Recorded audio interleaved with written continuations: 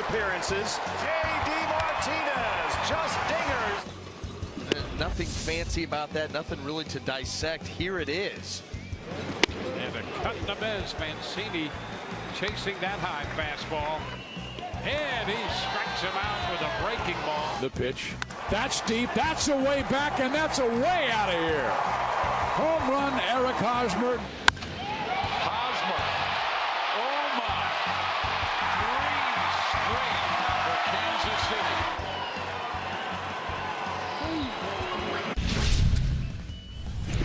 Really enjoyed this whole entire process. Believe it or not, it was fun to get the vision and see where San Diego is trying to lead these young group of guys, and for them to want to bring me and to be a part of this and to help guide these guys and to help bring this city a world championship, because San Diego's it's a great city, as everybody knows, but as far as sports is going, I think a lot of people are really excited for these San Diego Padres and where this organization is going, and I'm just happy to be a part of it. And newest Padre, Eric Hosmer, the $144 million man on an 8-year deal, was introduced to his new team. We're going to head live to Peoria in just a little bit to break down what this means for the Padres and their future. Hey everyone, welcome to 1225 Live. I'm Alexa Datt. Hopefully everyone had a fantastic long weekend. We know Jd Martinez did, because he agrees to terms on a 5-year, $110 million deal with the Red Sox. We're going to talk to Allison Footer about that in just a little bit. She's down there in Tigers camp, but she will fill us in on some of the national news stories that we've been itching to ask her about, so we'll talk all about that. Plus, we usually have Dani Wexelman join us off the top of the show, but she is in Orioles camp, and she's going to fill us in on the latest from that. She got to know some of the Orioles players pretty well, so we're going to do all of that in just a minute. But first, we start the show with the details of the Jd Martinez deal, and really, here they are. Like I mentioned, that 5-year deal. It's really going to be interesting to see how this all plays out, but he's coming off that career best 45 home runs last year, 104 RBI. The contract includes opt-outs after the second and third years of the deal, which was pretty interesting. By the way, like I mentioned, it is not official yet. The deal is still pending a physical. But remember, the Red Sox is the fewest home runs in the American League last year, even though they won the division.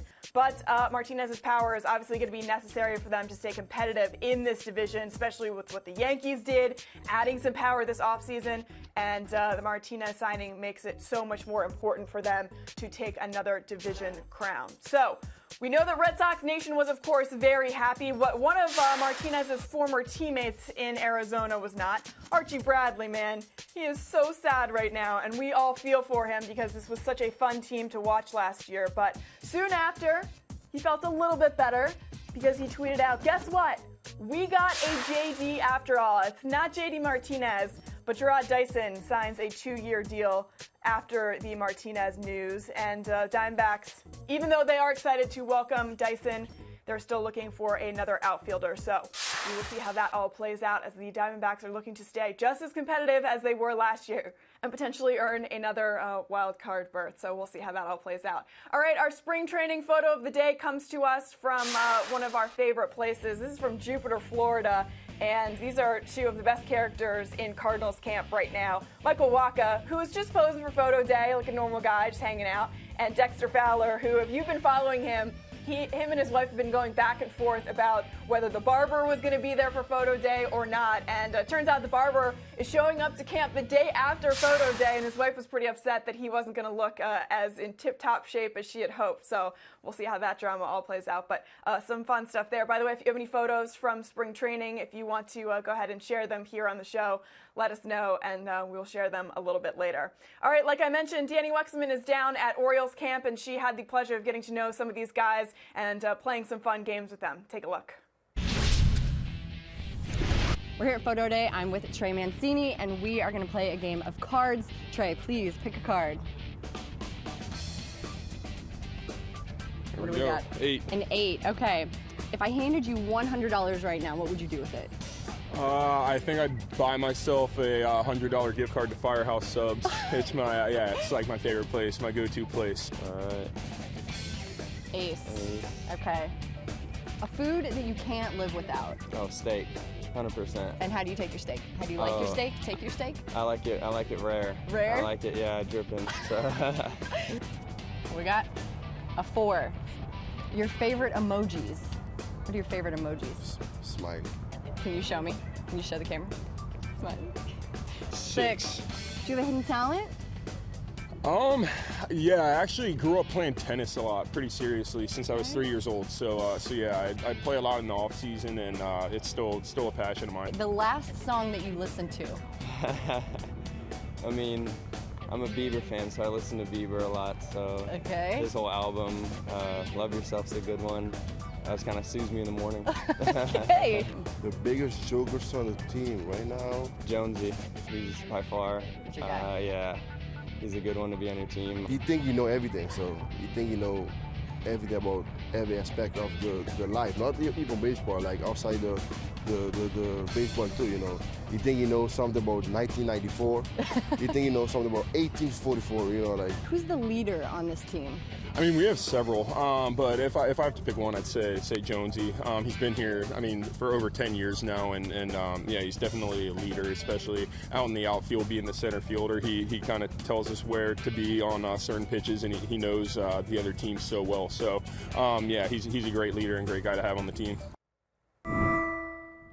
So funny, steak is usually a pretty popular answer when you ask people what their favorite food is. I haven't heard rare steak, though. That's pretty interesting. By the way, speaking of food, we saw what Alex Bregman was capable of during the World Series run. I don't know if you knew that he did it fueled by pizza and burgers and like 8 Dr. Peppers a day, but unfortunately, he is pushing that diet to the side because it's creating too much of a dad bod for him, and dad bods aren't cool for 23-year-olds, apparently. Take a listen. Really focused on the core, my diet. Be a guy who drank like 8 Dr. Peppers a day and like 8 pizza and hamburgers for every meal. So kind of made a little bit of a change with that and kind of went complete 180, and now eat like salmon and quinoa and kale and stuff like that. So I feel better. It's a good start. My body feels better. I heard somewhere though the dad bods are in, so you're working your way like to the rest of the group over here. Yeah, dad bods are in, but I don't know how many homers they got in. So we'll see. I'm trying to eat a little bit better this year, and we'll see. Apparently, dad bods don't hit homers. That should just be a shirt that they wear during spring training. I would buy that. I think that's pretty funny. All right, our question of the day for everyone out there who is watching, go ahead and head over to Facebook to be able to comment on this. But MLB.com's Matt Kelly wrote a really interesting article. It's out right now on the site talking about some of the underrated players that are flying under the radar heading into the season. So we want to know if there is a player or two on your team that you believe is going to have a breakout year that's maybe flying under the radar. No one's really talking about them. Everyone's talking about the bigger names, the superstars. But what about those guys who aren't mentioned as much as they should be? Who are those players? Let us know, and we'll share those guys and what their attributes, what makes them great players a little bit later on in the show. All right, Padres introduced the newest member of their squad, Eric Hosmer, in a press conference today. Our MLB.com Padres reporter, AJ Casabell, was on the scene in Peoria. AJ, thank you so much for joining us. Let's talk a little bit about the buzz about Eric Hosmer joining this team, especially in the clubhouse.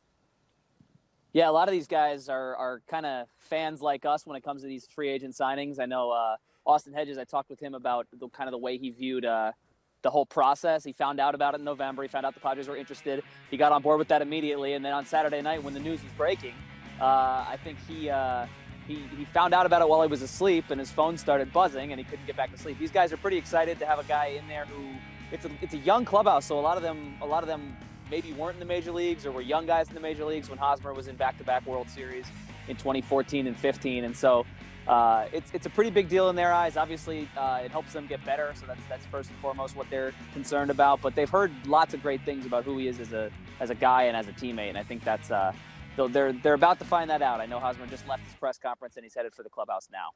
All right, so it's an 8-year deal with an opt-out after 5 years, the longest contract in Padres history, which is pretty interesting, and the largest one of the offseason, as we know. So let me ask you this. What is Hosmer going to bring to this team that they haven't seen already? Well, I mean, he's played on the biggest stage. He's played in games that a lot of the guys on this roster haven't. I think as much as the production, what he brings to the table in terms of both offense and defense, I think the biggest thing is this is a young team. This is a young clubhouse. There are a lot of prospects in here who the Padres are counting on to kind of turn the franchise around, turn the direction of the team around. And Eric Hosmer's already done that in Kansas City. He's already been there to see a team and a city and a fan base kind of go from maybe from a team that was usually toward the bottom of the AL Central to a perennial contender and a two-time pennant winner and a World Series champion.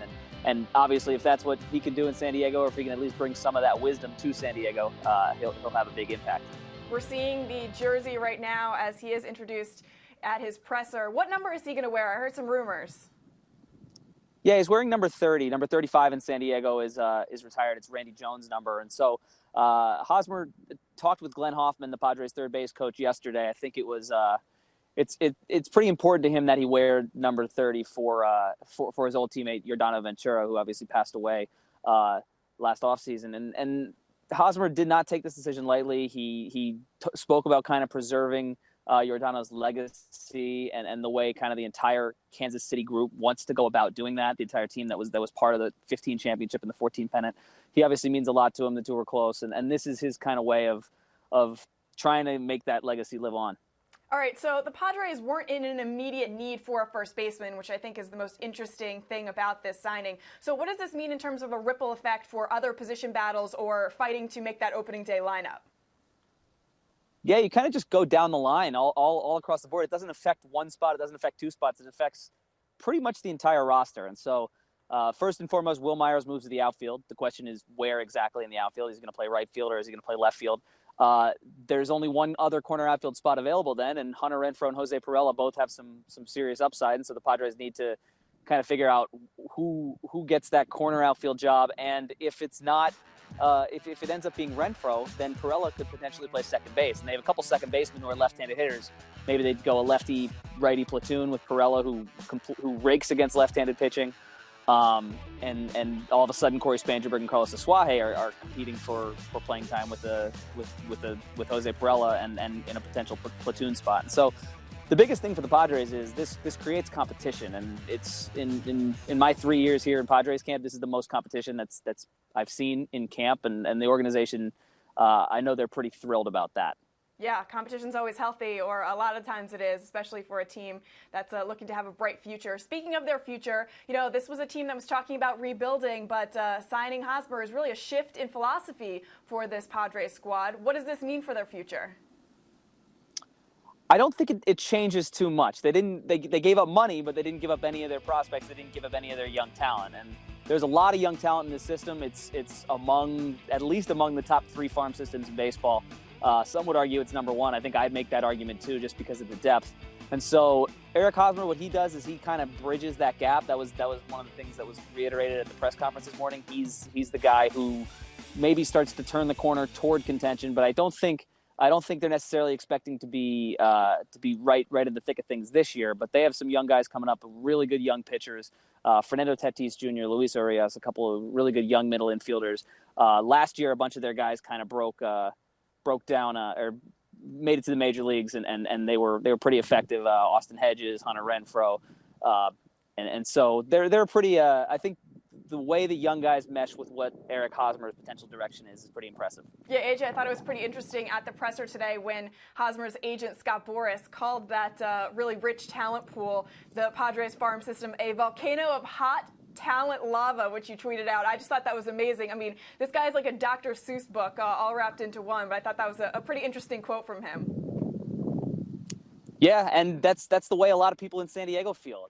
These guys are young and they're talented, and they've kind of built the future with that direction in mind. And so Eric Hosmer, part of why they brought him on is because he could theoretically be the kind of guy who helps develop those guys and shows them the ropes at the major league level. All right, meanwhile, I want to talk a little bit about Kaz Makita, this guy who has a phenomenal delivery. It's more, not sidearm, but it's more underhand, as he calls it. This guy signs a 2-year deal with this team. When are we going to be able to see this guy, and how often?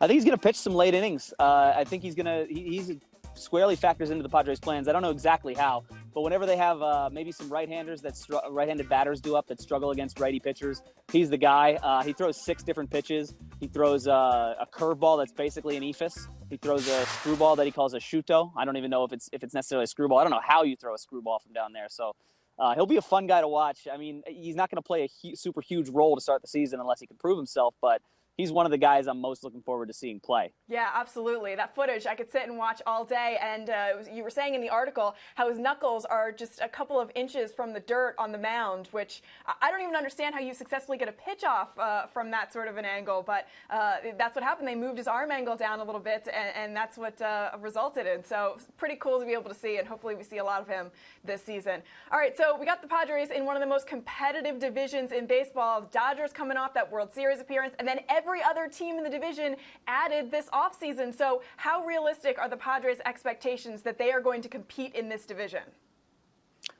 I think they're realistic in the sense that this is kind of still a building year, even though they did bring Eric Hosmer on board. I don't know if contention's necessarily expected this year. It's an incredible division, but I think their kind of thought process is they want to turn some heads. And they want to kind of make a name for themselves to the point where, hey, maybe this is the year where they win some games that turn some heads, and 2019 is kind of when they start to factor into the thick of things in the National League West. And who knows what the National League West will look like right now, but I think if you ask a lot of people in the division or in the sport as a whole, it's the best division in baseball. Yeah, well, Hosmer's been a part of rebuilding before, so hopefully he can take that blueprint with him to San Diego. We got a couple of fan questions for you, AJ. Matthew wants to know, what are the chances the Padres are signing Tim Lincecum? I know they were at his workout. I can't speak to much else after that, but he's there's certainly room in the rotation. They have two spots locked up in Brian Mitchell and Clayton Richard. After that, the whole rotation's wide open, and so there's some fit there. I can't speak to just how interested they're in or if they've spoken with him, though. So the fit's there. I think the fit's there with a lot of teams, though. A lot of teams look for pitching help. Yeah, I mean, two-time Cy Young Award winner, and I'm sure he wants to stay on the West Coast. So there are a couple of teams where, it could be a good fit for him, but I feel like that Padres squad could definitely be one of them. All right, last question for you, AJ. Without cheating, spell Matt Caesar. SZCZUR. Very nice. Nicely done. Thank you. It's my job. Yeah, exactly. We tried to throw you for a loop, but you do your job very well. AJ, thank you so much for joining us, and enjoy that sunshine. Yeah, thanks for having me. Appreciate it. All right, at Steinbrenner Field, where the Yankees hold their spring training camp, the gates opened 3 hours early, so fans down there will not miss one swing of this dynamic duo that is coming to the Bronx in Aaron Judge and Giancarlo Stanton. Brett Gardner, when watching his two teammates take BP and watching these home runs, said, "I wish I could feel what they feel when they hit a baseball." Gardy, listen, you and me both, we all feel like we wish we could feel what they feel. Here's what Stanton said after his BP. It was great. It was a great first day. We got a lot done out there, and it's been cool getting to know some of these guys and getting to work with them.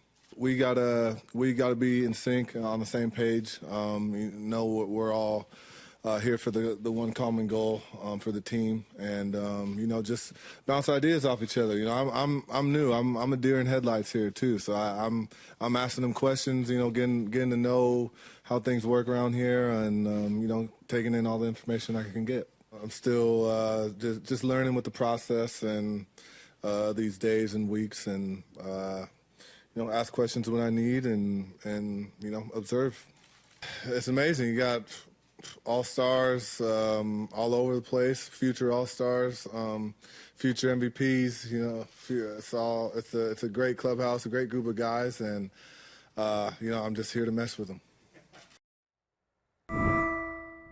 So interesting to hear Stanton talk about all of the talent on that roster, and then talk about he is a deer in headlights, because you think about him walking into that clubhouse, maybe everyone else would feel the exact opposite, would feel that way looking at Stanton coming in, but no, he feels that way joining a new team. So interesting to see him get settled in there and hit a couple of homers in BP, so we'll see how that all plays out. By the way, that wasn't the only buzz from Yankees camp. I know a lot of people are talking about Judge and Stanton, but Gary Sanchez, who made a big name for himself last year, made some headlines down there in spring training as well, literally hitting the cover off of the baseball.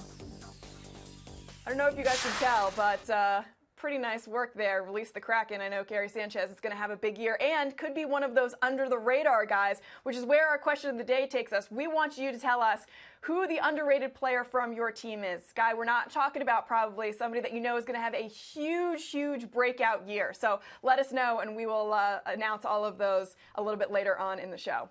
All right, time for us to head to Lakeland, Florida, as we are bouncing all over the state of Florida today. Allison, good morning. Thank you so much for joining us this morning. And the Red Sox and Jd Martinez finally come to an agreement, 5 years, $110 million. What was your initial reaction to the contract? It didn't really shock me, the numbers, because I think that's what we had been hearing, that it was somewhere between 100 million and 125 being the offer. And boy, it's kind of right in the middle of that. So I was glad to hear it. I was glad to hear that he signed, that JD is going to go to spring training and start up with the team.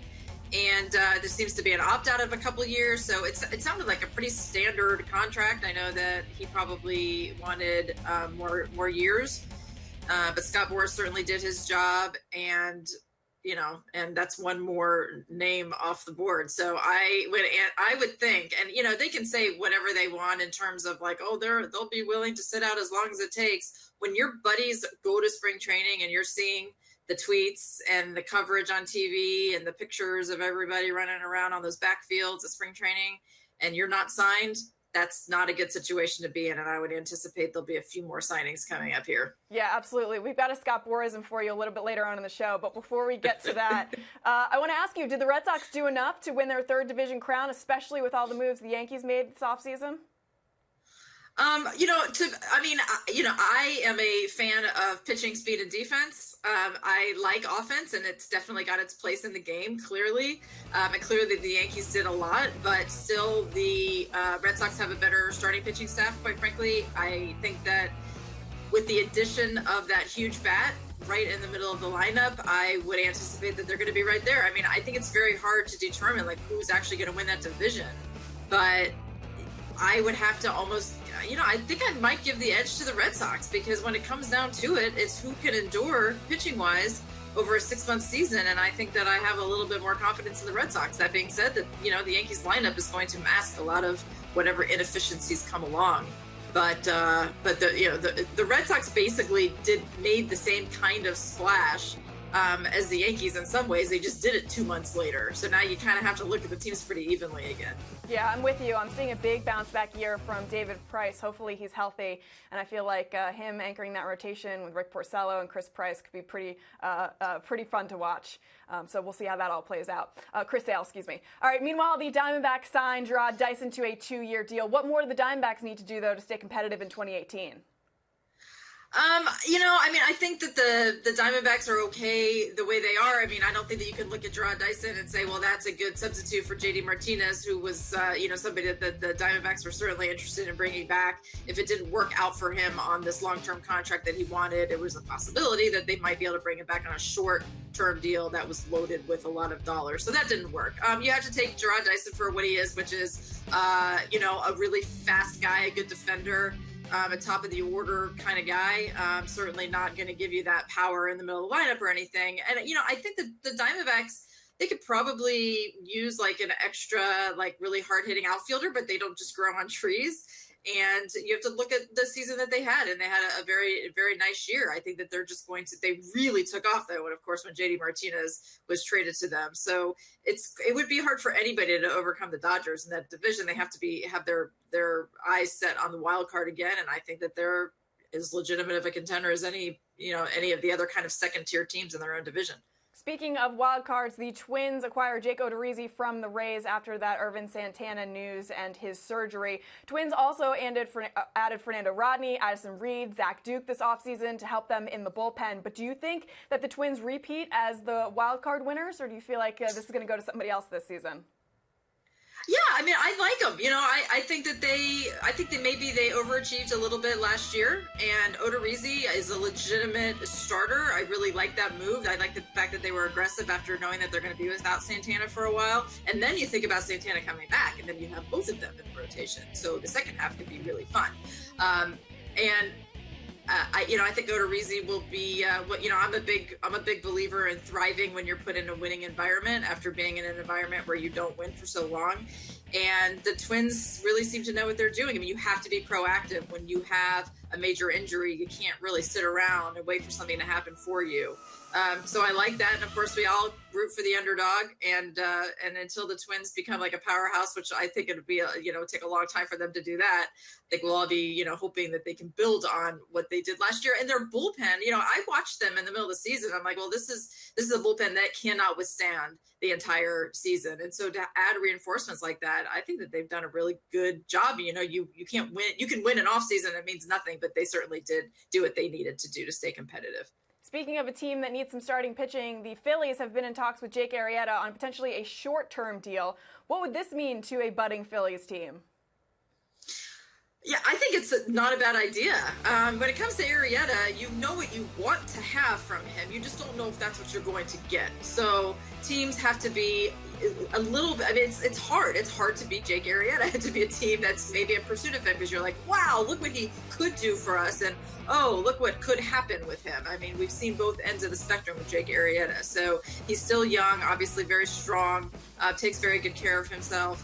And I don't think that would be a bad move for the Phillies, who are really looking to become really good in a couple of years. And I always kind of go back to the Jason Worth signing with the Nationals a few years ago when they were horrible. And they were like, well, we're looking for Jason Worth to be on this team when we're not going to be horrible anymore. And so certainly that's what happened. And so, that could, if it's a shorter term deal, then I think that's Arrieta's best chance to get a deal done soon, because I mean, just committing 5 years to a pitcher with injury issues is just a bad idea. And you know what, teams just they're stopping doing that. And this year seems to be the year that they're like, we're not doing this anymore.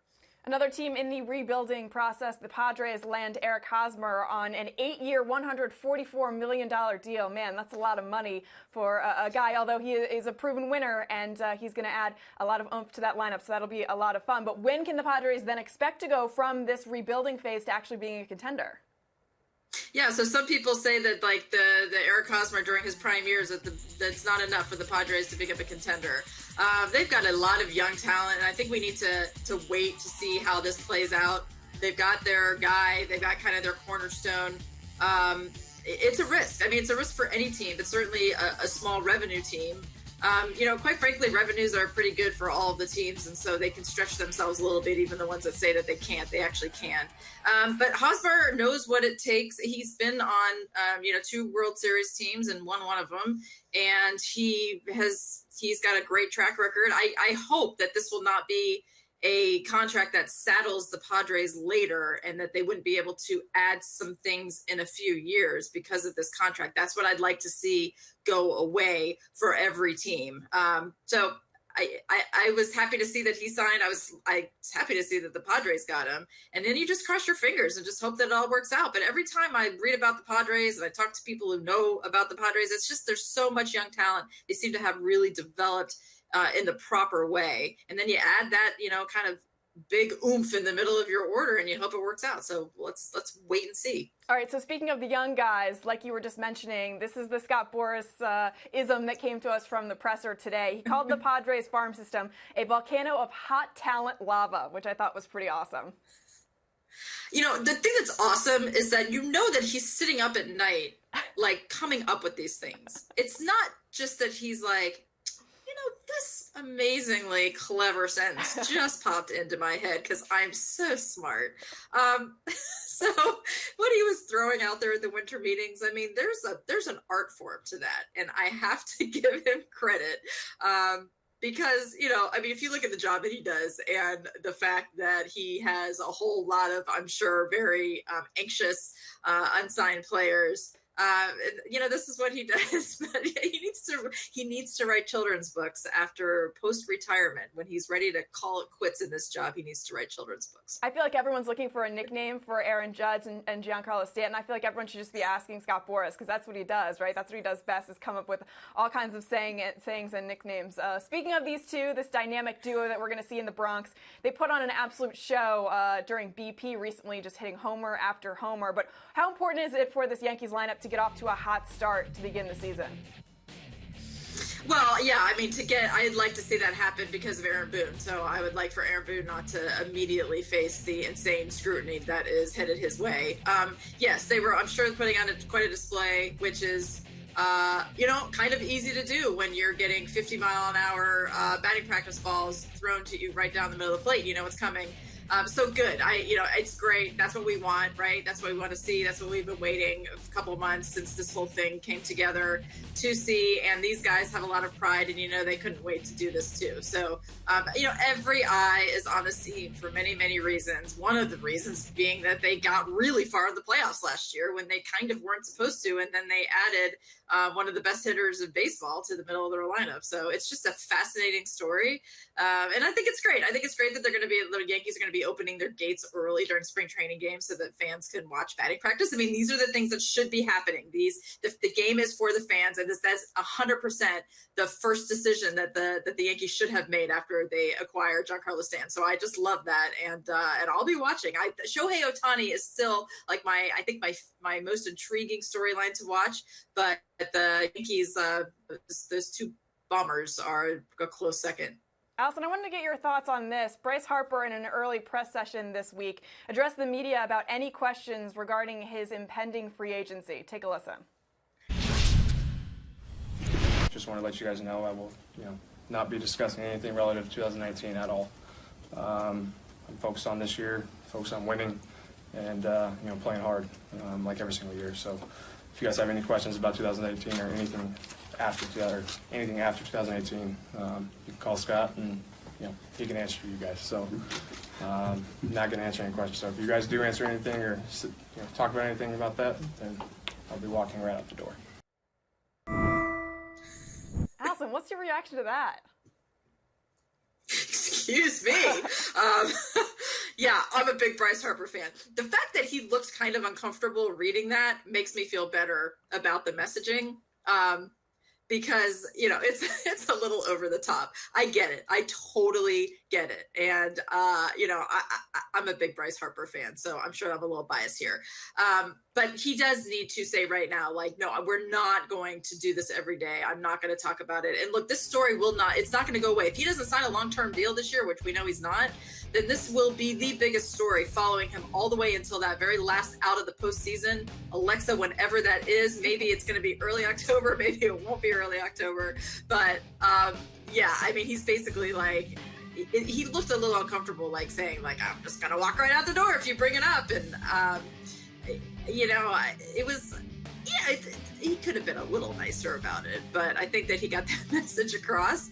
And you can just ask him questions about his performance this year. And, if it's good, then he'll be in a really good mood, and he'll be, he's going to be, obviously his mind is on 2019 in a lot of ways.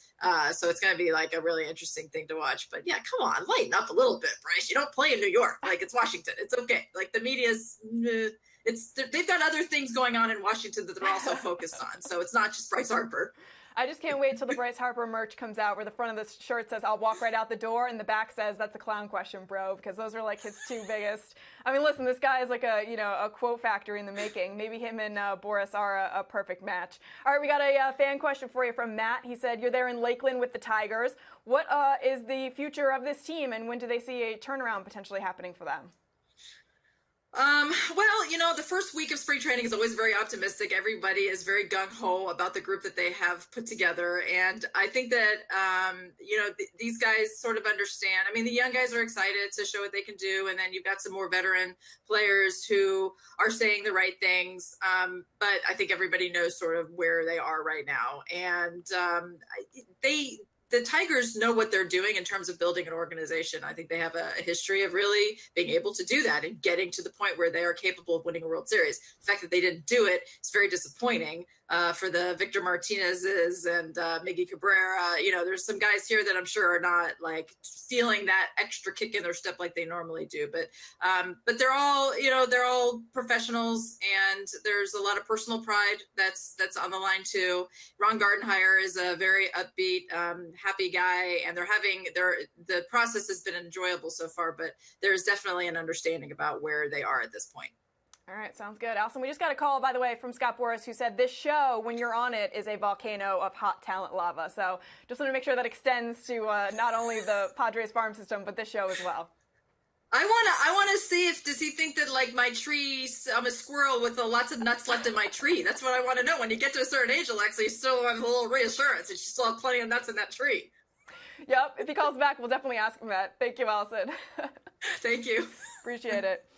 All right, everything we heard about Gabe Kapler has been that he is going to be a pretty unorthodox manager, and he's already started off spring training pretty unorthodox, which is a lot of fun for everyone to see. No surprise that he enlisted Eagles center Jason Kelce there, who is rocking the Phillies jersey. You can definitely tell he's a football player. To talk to his team after the huge Super Bowl victory, maybe the Phillies are going to embrace that underdog status that the Eagles had on their road trip to the Super Bowl, maybe? I don't know. But he definitely looks like he was motivating a bunch of guys out there, so that was pretty cool. Speaking of the Eagles, Mike Trout is an avid Eagles fan, as we know, and had a front row seat to watch them win their Super Bowl there. Over the weekend, he had a front row seat to watch Shohei Ohtani's BP, which he said he was very excited about. So not only coming off an amazing offseason, he now gets to go right into spring training, watching one of the top-rated prospects, honestly, do his thing.